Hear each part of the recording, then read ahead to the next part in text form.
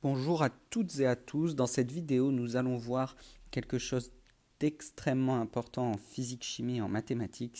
J'ai nommé trouver l'équation d'une droite représentée à l'aide d'un graphique, c'est-à-dire trouver la relation entre des grandeurs représentées.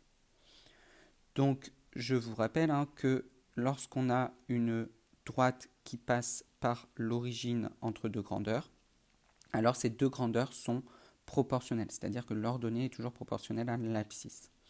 Et vous le savez, mathématiquement, la relation de proportionnalité s'écrit ordonnée égale A fois l'abscisse avec A qui est le coefficient de proportionnalité, c'est-à-dire c'est un nombre. Le but étant du coup maintenant de trouver ce nombre à l'aide du graphique. Alors comment on va faire pour trouver la valeur de ce coefficient de proportionnalité?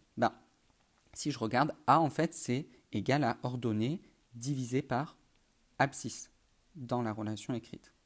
Donc en fait, ce qu'on va faire, c'est qu'on va chercher A, et A va être égal à quoi?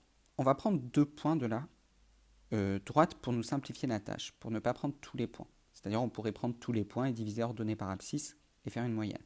Mais ça commence à être long. On va prendre un point qui se trouve exactement sur la droite. Donc pas forcément un point que vous avez mis parce qu'on ne passe pas forcément par ce point.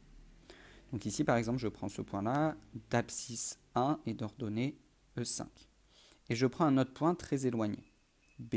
Par exemple ici, un point d'abscisse 5,6 et d'ordonnée 30.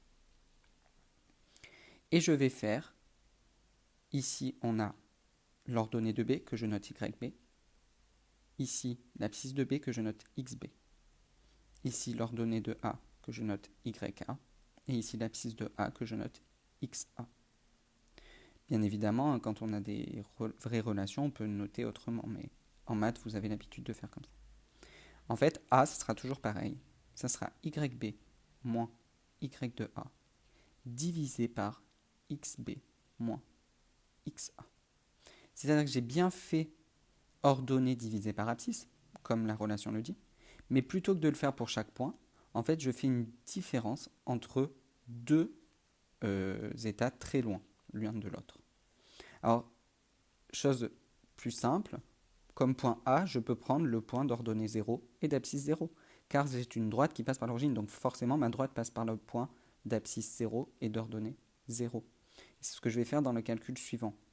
A égale quoi? Donc je mets mon YB, la valeur de YB, donc à peu près 30, moins, je prends le point d'abscisse 0, d'ordonnée 0, donc 30 moins 0, divisé par 5,6, qui est l'abscisse de B, x de B, moins 0, parce que XA, j'ai considéré le point l'origine. Donc finalement, je fais 30 divisé par 5,6 et je trouve A égale 5,4. Donc maintenant, je connais la valeur de A. Je n'ai plus qu'à le remplacer dans mon équation, ma relation. Ma relation sera donc finalement l'ordonnée égale 5,4 fois l'abscisse.